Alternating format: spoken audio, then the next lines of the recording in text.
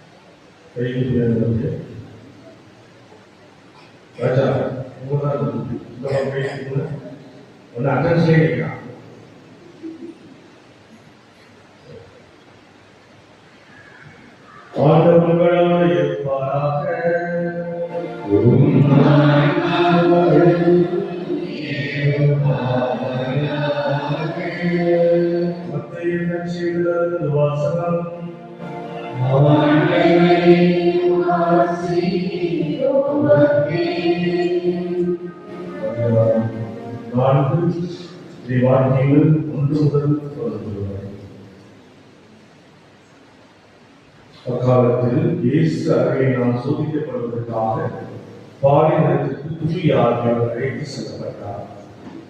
அவர் 40 நாள் இரவும் அவரிடம் நோன்பிருந்தார். அதன் பின் பசித்தார். சோதிக்கிறவன் அவரை எழுதி, நீர் இறைமகன் என்றால் கற்கள் அப்பமாக கட்டளையிடுகிறது என்றார்.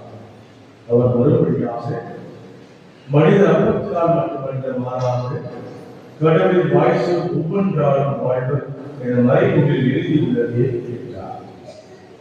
பின்னர் அழகை அவர் எருசலேம் திருநகரத்துக்கு கூட்டி சென்றார்.